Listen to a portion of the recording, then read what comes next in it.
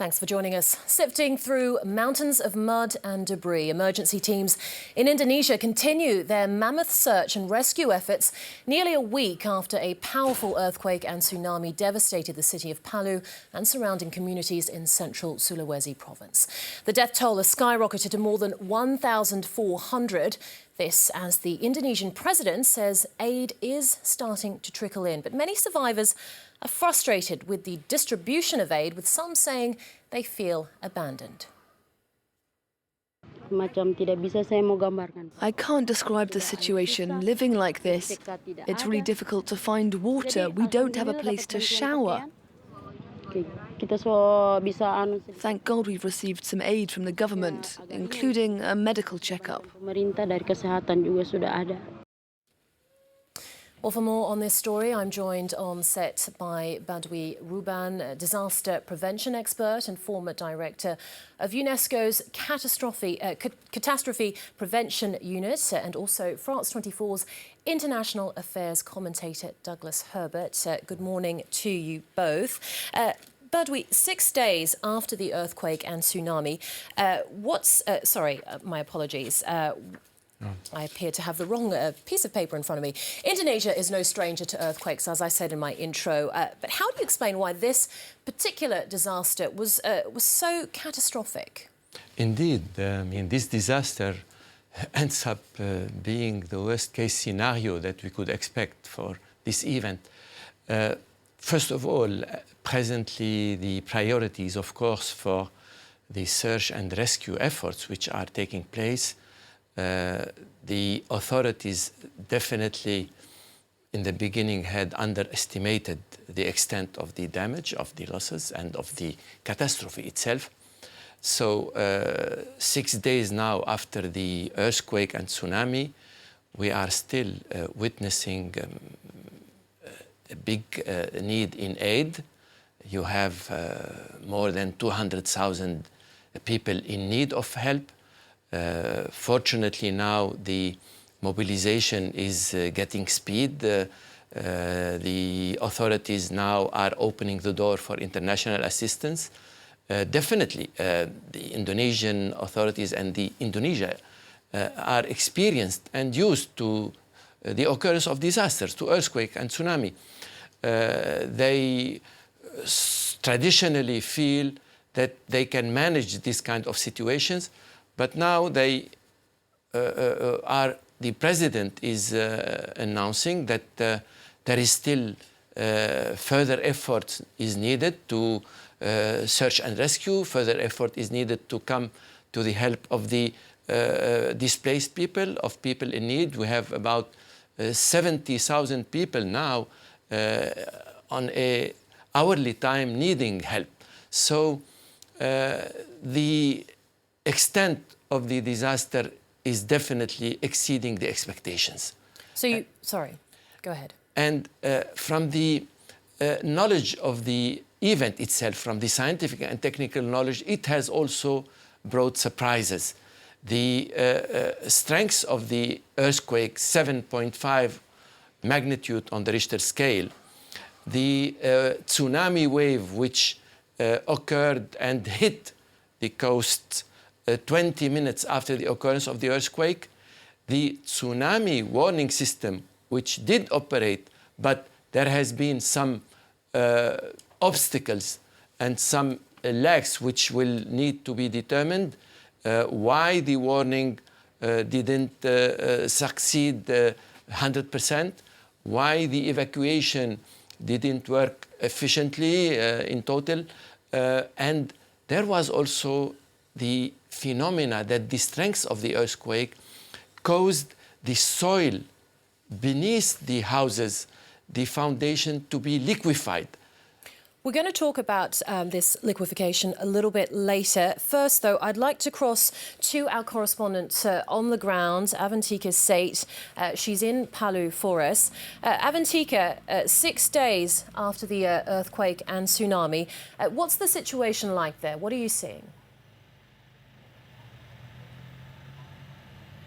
I would say that the situation is not really different from when we arrived here, because we still see the acute lack of water here.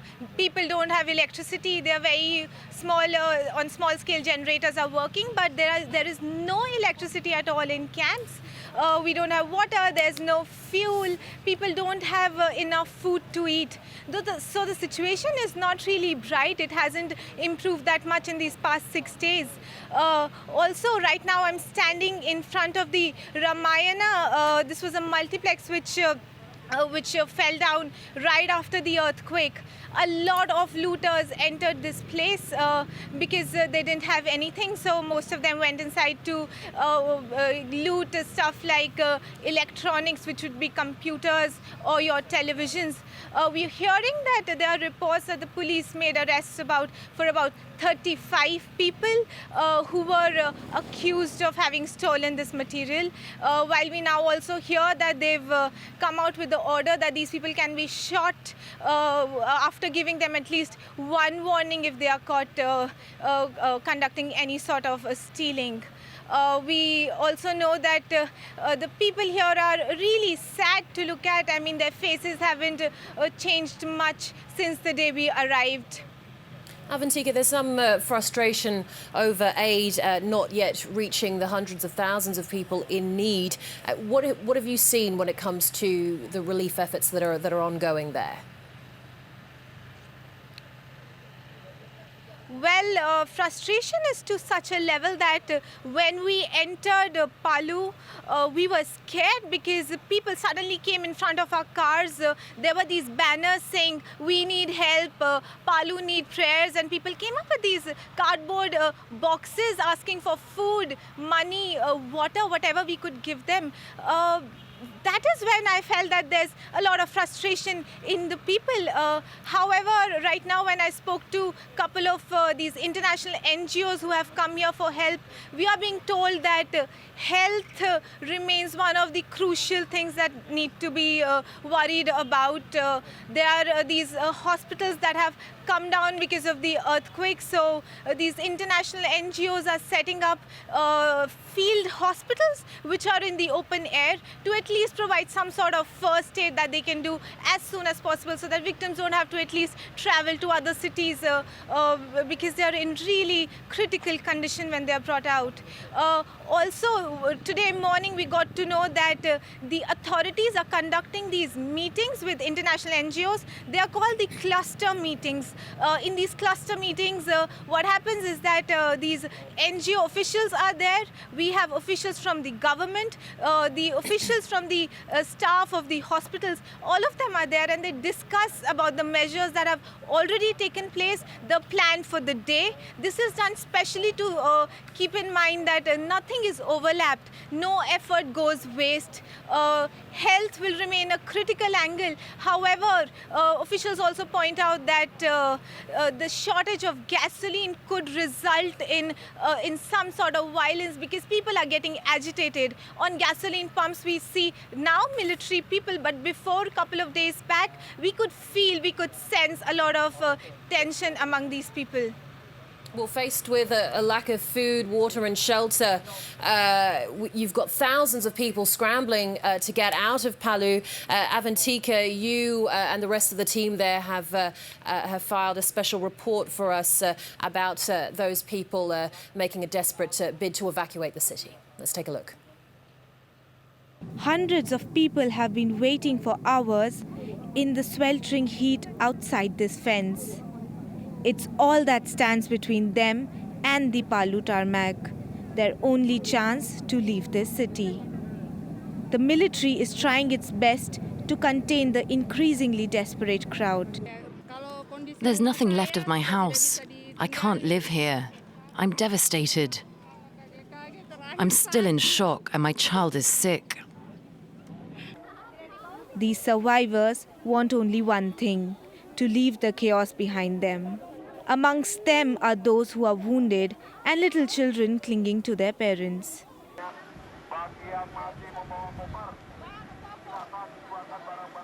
They have to leave their few remaining possessions behind before they can board the military plane. women and children are given priority. Noor managed to cross the fence. I'm not really relieved, because my other son is still on the other side. It feels like an endless nightmare for these families. This man is still waiting to hear from a loved one. Did your sister drown or was she buried under the mud? I don't know. We tried to give them emotional support, and we also focus on the evacuation. Over 2,000 soldiers have been deployed for assistance in the region. For this group, it's time to leave. In the plane, the coffins are a reminder of what they have witnessed.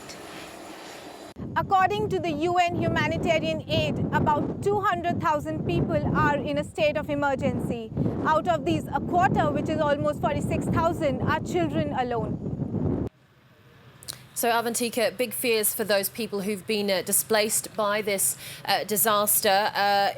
Avantika, you're with a spokesperson from the NGO Save the Children. Yes. So, would you like to tell us about the situation that children are particularly facing because of the earthquake and tsunami? Yes, we have been working for child protection concerns, and then we found many children actually got stressed of the disaster, and then some of them couldn't get access to their basic rights, food, shelter, clothes, etc. And then the important thing is that the psychological stress that have been raised up.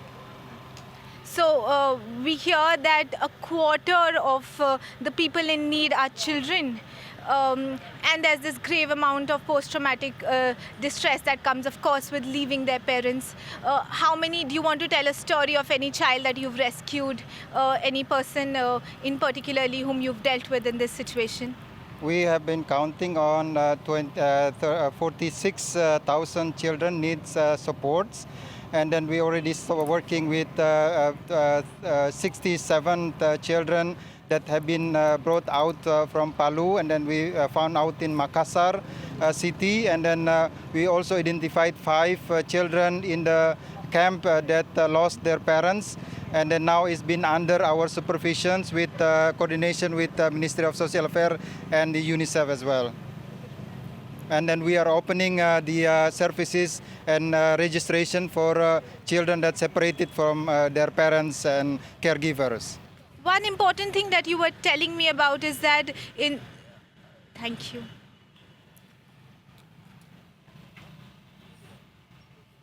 Unfortunately, we've lost that connection with our correspondent Avantika Sait in Palu. She was speaking to Zubedi Koteng, and a spokesperson for Save the Children in Indonesia. I'm still on set with Douglas Herbert, France 24's international affairs commentator. Doug, in theory, Indonesia's early warning system was supposed to ensure that residents got fair warning to evacuate people before the tsunami hit.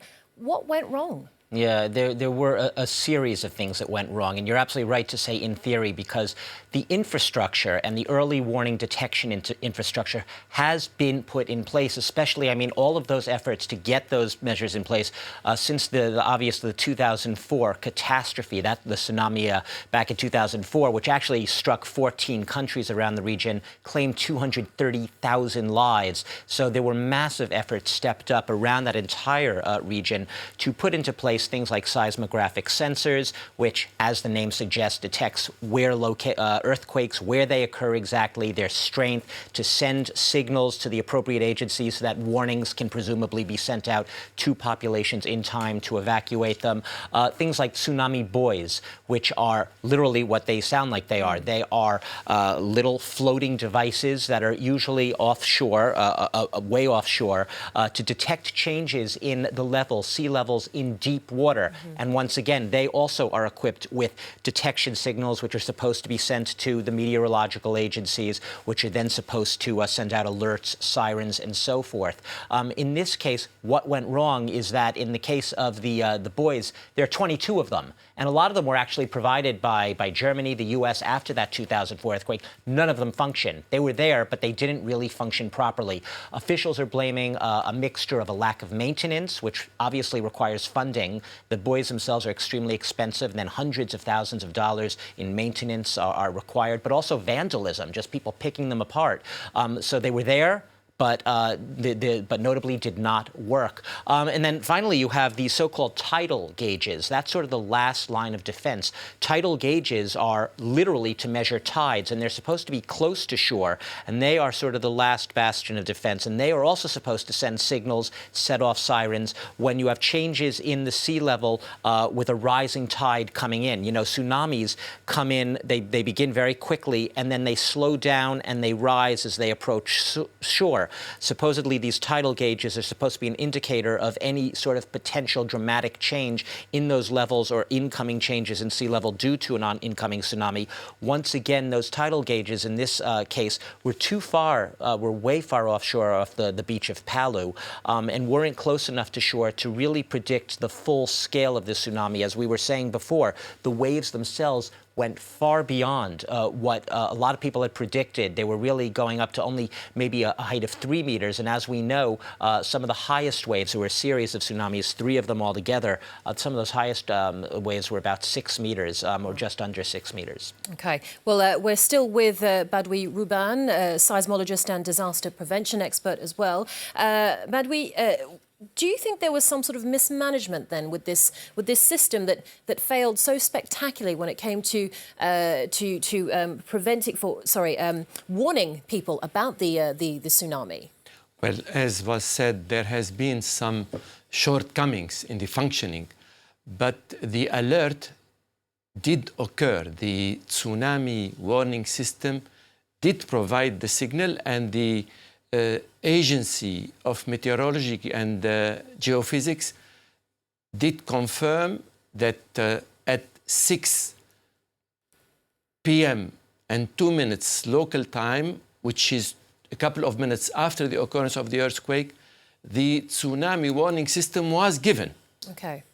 The alert was given, and the tsunami waves reached the coast at 6:20 p.m., which is 22 minutes after the occurrence of the earthquake. And the alert was lifted at 6:35 p.m. So when, according to the agency, when the alert was lifted, that is at 6:35, the waves had already hit the coast. Yep.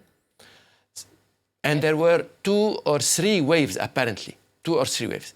So, but as was mentioned, the system predicted a wave of 2-3 meters. But the height of the wave exceeded that prediction, unfortunately. So there has been shortcomings, and definitely the coming days and weeks will bring an evaluation of what went well and what went wrong.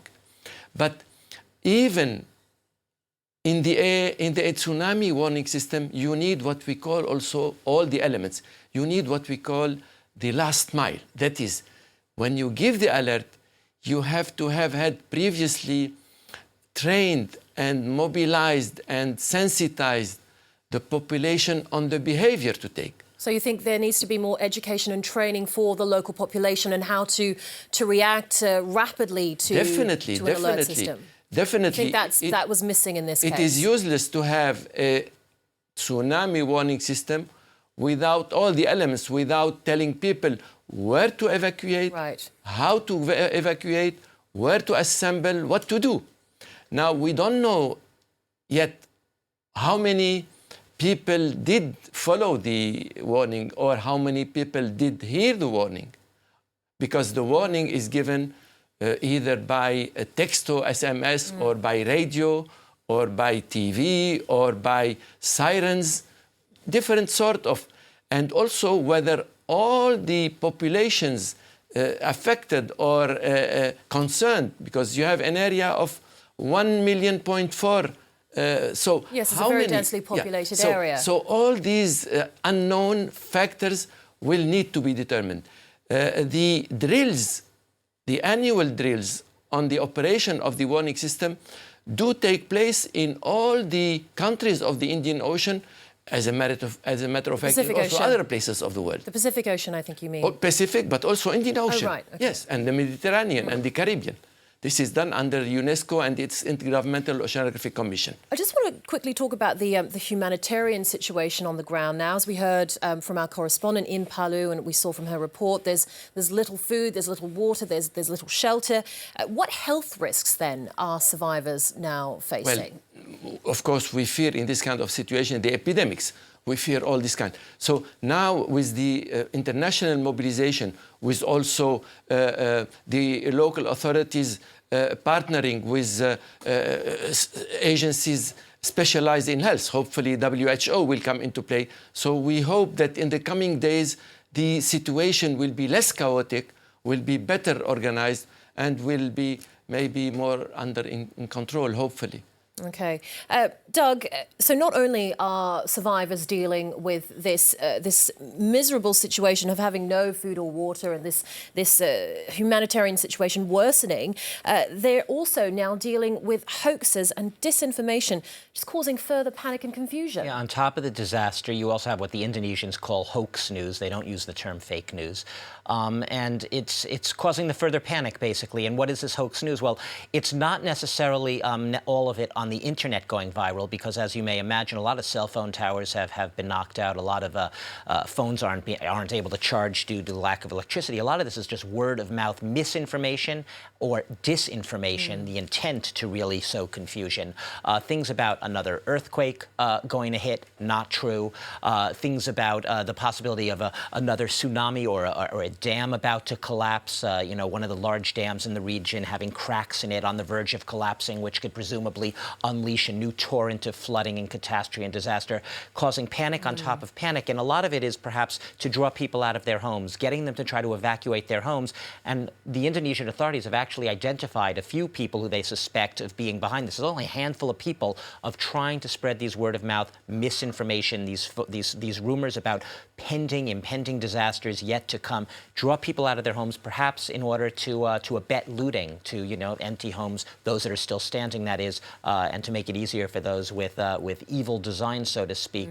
And it just sort of keeps building on itself. But they think they've contained a lot of that situation. They're trying the best they can under extremely difficult circumstances with very, very difficult communication channels to try to calm and to try to sort of set the record straight, to try to calm the population, reassure them that no, these disasters aren't happening. And the final one is obviously we've been hearing about the eruption of a volcano in the devastated region on top of all of these disasters, which has been spewing ash into the air, and that has happened. There has been a volcanic eruption. What hasn't happened is the misinformation that's been spreading about images of red lava flowing down through the streets. These are images often that have been taken from previous disasters. Dead bodies have been shown, trying to compound the death toll. Bodies from also previous disasters. This is common when we talk about misinformation. Taking images from previous events, superimposing them on the present, and trying to make people believe that they're somehow tied to what's happening here and now.